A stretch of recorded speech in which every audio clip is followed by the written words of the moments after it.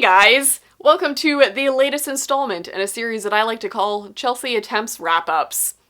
I'm trying something new. You guys are always so helpful, and you always put so many good suggestions in my comments of how to do book reviews or wrap-ups, and I just ignore all of them because I'm a horrible human, and I'm just really bad at actually reviewing books and talking about books as I'm reading them.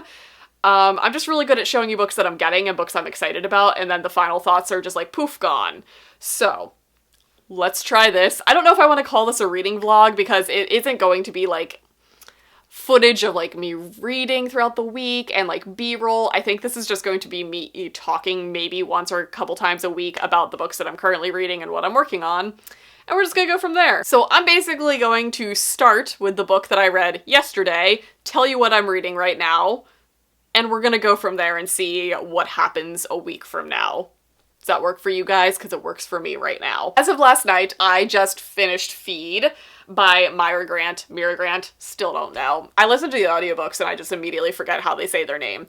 Shauna Maguire's horror pen name. There you go. This is an older one of her series, but her writing is like my exact type of horror. Like, it's very science-based and it's very realistic and believable, and I love it. So ever since I read Into the Drowning Deep last year, 2 years ago, when did I read that? I have wanted to read all of her backlist, and this is just one that I was in the mood for.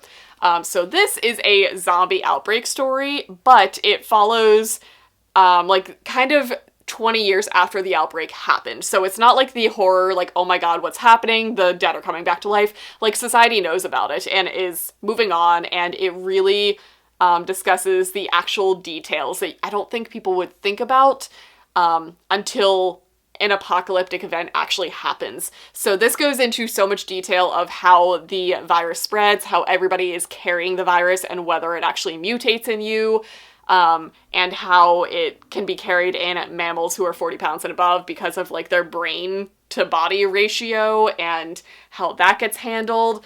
And it's just stuff like this is what I look for in horror because it adds so much believability to me, where like it really explores the science behind it so I can get on board with the scary parts.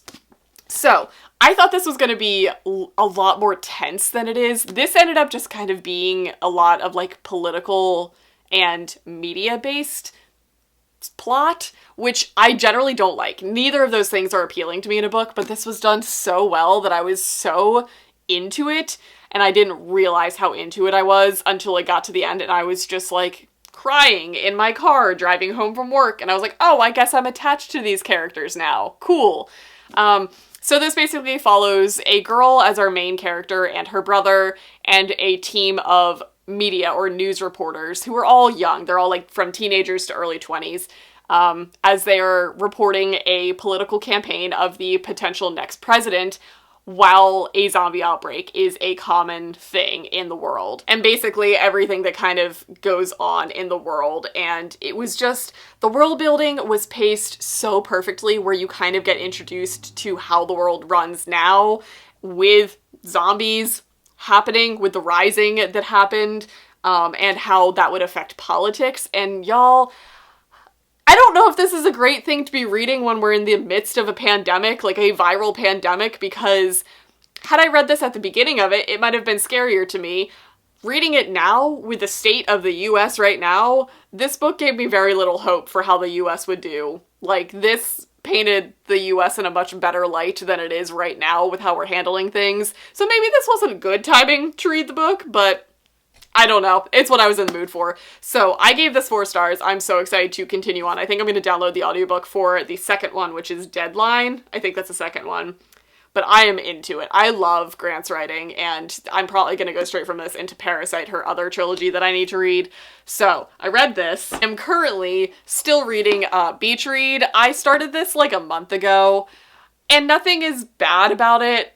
It's just not holding my attention. Like, when I sit down and read, I can read like 100 pages at a time, but it's also not exciting to me. Well, I am this far in it, and I'm still just, I don't know, I'll pick it up when I pick it up. I also have gotten a bunch of graphic novels recently that I have started in the store before buying them. So I am currently working on Plain Janes by Cecil Castellucci and Jim Rugg. This is a whole like compilation of, I think, 3 graphic novels following a girl named Jane who moves to a new school and ends up forming a like ragtag team of friends who are all named Jane. Like they all have the same names, and they go around and they do a lot of graffiti and social art, and it kind of starts like a movement in their society. I'm not very far into it. I'm only this far, but it's enjoyable. It's a graphic novel, so I can probably sit down and read this in one go. So I'm working on that. And I also picked up the first omnibus of The Woods, which has won a whole bunch of awards. I didn't even realize it. I am like halfway-ish through the first issue, like the first volume of this, and I have volume 2 ready to go. This basically follows an entire high school, and that high school gets literally picked up and put down on an alien planet. So it's, right now, as I'm reading it, it's following like a group of the students who are like going off to try and explore and figure out what's going on and fix the situation.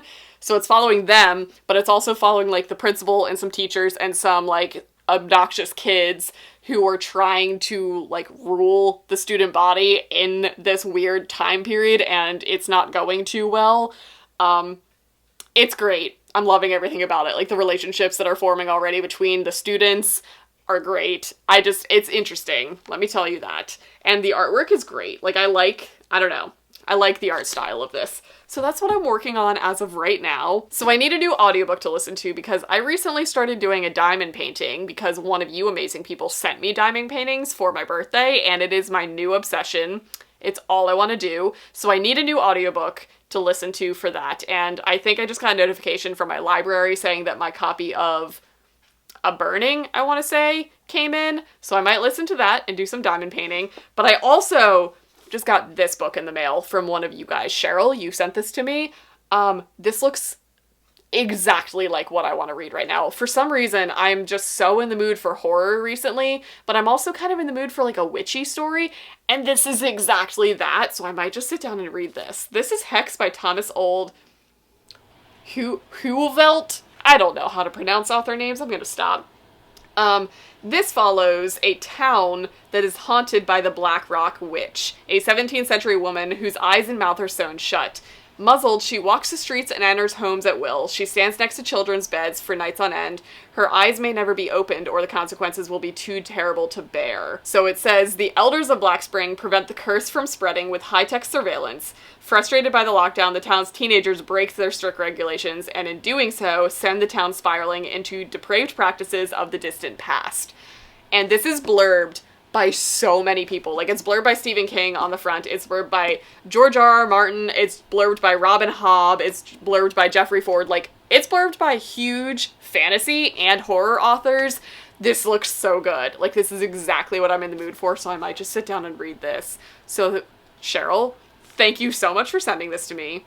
I am so ready to dive into this, and I feel like I probably shouldn't be reading this on a day that I'm home alone and my husband won't be home until really late tonight, but I'm gonna do it anyway because I make bad life choices.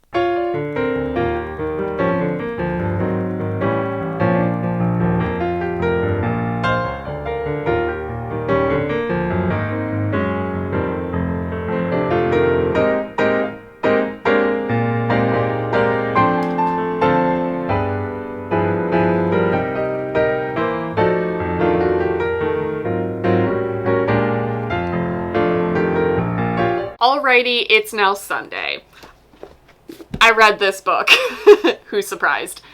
So, thoughts on this book. Okay, so basically, I know I kind of read the back to you guys, but basically this book follows a town that kind of gives me, like, high-tech The Village vibes. Like, it's a very secluded town where they are all cursed. Everybody who lives in this town is cursed by the Black Witch. And she is a woman from, like, back in, like, the witch trials, who was wronged and has since cursed every resident who lives in this town to the point where, like, if you move to the town, the curse is placed on you. So they try and keep people away from the town. Basically saying that, like, if you ever were to actually cut open the stitches that cover her eyes or her mouth, you die. Or if you do anything to mess with the witch, you die or a member of the town dies. So everybody in this town is kind of in on this big secret, and they have this app called Hex where they use it as like surveillance. Everybody gets updated on like where she is. And you're just tossed into this. And I kind of love horror that does that, where like you just kind of figure things out as you're reading the story. Not info dumpy, but like you're just kind of like thrown into the hubbub. And that's what this does. Like the very opening scene is like she's just standing in the street and people need to move her. Or like our main police chief goes home and this woman is just standing in his living room and his wife just like threw a sheet over her because she didn't want to see her anymore. Like, it's creepy as shit. But the pacing of this is brilliant. Okay, basically, I'm giving this 3 stars. This could have been such a masterpiece had it not been for all of the boobs.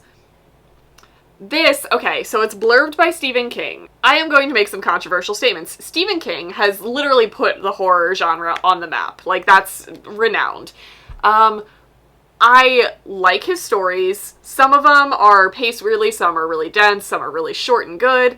But I feel like it's fairly universally known that he has a lot of, like, I don't want to say misogynistic stuff, but he's kind of the king of just swaying tits in his scene. Like, he really focuses on like women's bodies in his books, and I think he's gotten better over the years. I haven't read a lot of his recent stuff, but it's kind of a renowned thing that everybody knows, that he makes a lot of derogatory statements about like the physical body of women versus the physical body of men. Like, it's just very present that he's aware of boobs and that women have curves and that they're eye candy, right? Am I alone in that? I might be alone in that. But I feel like the author of this, he's young, this is his debut book. For it being his debut book, this is amazing.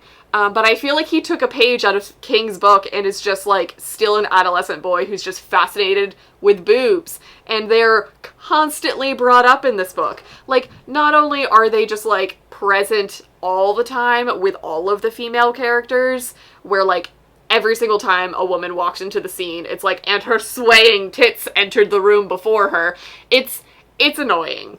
And not only is like that a thing that's just kind of like throughout the book, but like they sexualized the monster. Like, I feel like the big pivotal scene in this book was a weird sexualization of the Black Witch. Whoa, there's a cat. Sorry, she just is sprinting around. And then I'm not getting to the ending, but like the ending scene, I was just like, what the fuck am I just reading? What was that? Like, it took the boob thing to another level. So that honestly bumped it way down in my mind. I was ready to give this 5 stars. The world building, the pacing of how the curse was explored in this, and like the creep factor, like it was just very ominous feeling. It was everything that I wanted in a horror story. But then the boobs, they were just abundant all the time. So if our little author can like grow up and stop writing boobs into his story, he's gonna be an amazing horror teller. Horror teller? That's not a word. Horror author? God, it's early. It's very early. So I read this in like a day and a half. So super original, super unique. If you can move beyond all of the tits in this story, go for it. The other thing that I read this week that I wanted to talk to you guys about is a book that I DNF'd. I haven't DNF'd a book in so long, so get ready for some tea. No, I'm just kidding. I just was not in the mood for it. So I had this actually originally on one of my most anticipated releases videos. Like, it was on my list to film back in April, I think is when it was originally supposed to release, and then it got bumped because of everything that's going on to July. So it just came out, and I was very excited to read it because, again, I'm very much in a horror mood, and in like a weird, like creepy horror mood. So I picked up The Only Good Indians by, I don't even remember, it's 3 names, Stephen Graham Jones. There we go.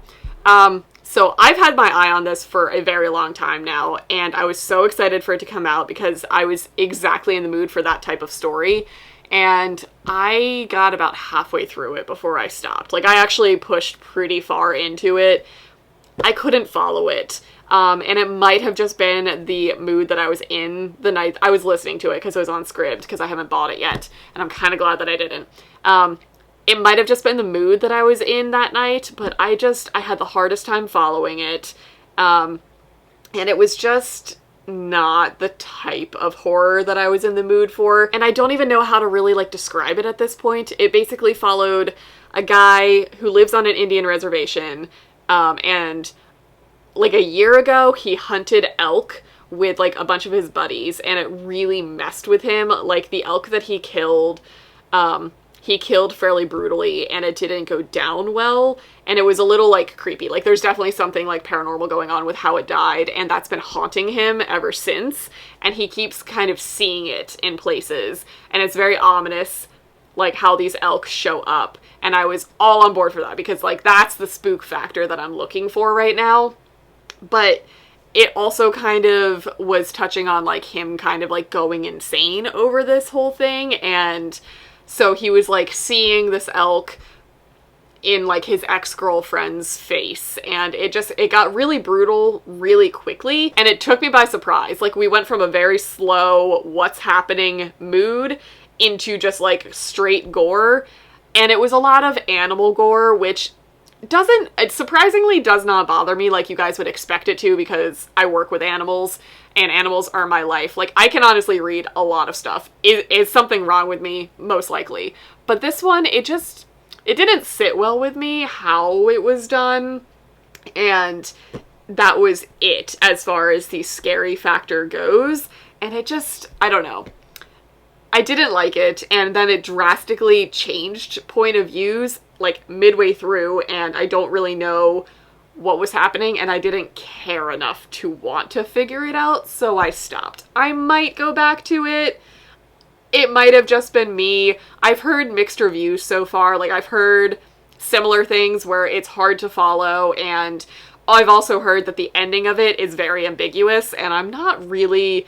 If I can't follow the actual meat of the story, I don't want to be left at the end being like, wow, I really don't know what happened. So, I don't know, that's where I am. I like ambiguous endings when it's something that, like, I know what's happening, and then it's just like, oh, did they die? Did they murder somebody? We don't know, and you'll never know. I love endings like that, but when I can't follow the rest of the story, I want to know something, right? So, that was a DNF for me. This week has been full of just random horror stories. I'm just very much in a horror mood, so I guess this is going to be like a horror vlog, because I'm about to pick this back up. I didn't make any more progress on this from when I talked about it in the last clip, but I do want to read this, and this is technically considered horror. It's a whole bunch of high school kids who are in like this murdery Planet Wood situation, so I think I'm gonna pick that up, and hopefully that'll be a good time. The only other thing that I worked on this week was, well, my week took a turn because I received a call 2 nights ago from my husband saying, hey, can you pick me up from the ER? Which is, as I'm learning through our entire relationship and marriage, that's a fairly common occurrence. I'm starting to learn. So he wrecked his mountain bike while he was mountain biking and destroyed his knee. So we have that going on in our lives. But because this is starting to be a new normal for me with our relationship, I'm not panicking as much when I get those phone calls. So I took the time to put a book in my purse before I left for the ER, because I don't know if you guys have ever frequented a hospital in America, but you sit in the waiting room for hours on end, and I was not mistaken in that. I sat there for 4 hours, so I brought this. This is also not included in a haul video yet, so look forward to me hauling these books, but I started Animal Magnetism by Jill Shalvis because I picked up a bunch of books in this series by her because my friend Bree loves Jill Shalvis, and this is kind of like the quintessential feel-good fluff that I'm looking for. Jill Shalvis is up there with like Debbie Macomber or, I don't know, just Hallmark Channel movie vibes where you're just like in a cozy setting, whatever season it is. So this is a fluffy romance that involves an animal rescue. So I bought all of the books. They were like $2.50 from Second & Charles, so I picked up a bunch. This was small. It fit in my purse. So I read like 50-ish pages of it. It's nothing special, but it's super cute, and it was very easy to read while I was sitting in an emergency room with my bleeding husband. So I started this. So far, not much has happened other than the two main characters have met, and there is sexual tension aplenty. So I started that. That's pretty much where I am. I am gonna read The Woods most likely today and edit a video. I'm sitting at my computer right now. And then I have to go to work later on tonight. So that's gonna be it for this reading vlog. If you guys would like me to continue doing stuff like this, let me know. I feel like this is going to be the most feasible way for me to actually talk about what I'm reading without the pressure of having to like make a huge list of all of the things that I pick up, because this was a fairly slow reading week for me, but I normally read like 20 to 30 books a month, and it's just reading wrap-ups are just not super feasible for me, so this is probably the most likely situation of how I'm going to talk about reading going forward. So let me know. Do you like it? Is this going to work for you guys? Because I'm actually going to get into detailed thoughts about things while I'm reading about them and while they're fresh in my brain. Just sound off in the comments. Let me know. That's going to be it for this reading vlog. If you would like to see more in them, I know a lot of you guys are going to ask to see the goats or just to see the pets. So I will try and get B-roll footage of the various animals in the household throughout the week to just put into these. But if there is anything other than that you would like me to include in these, let me know. And I will see you guys in my next video.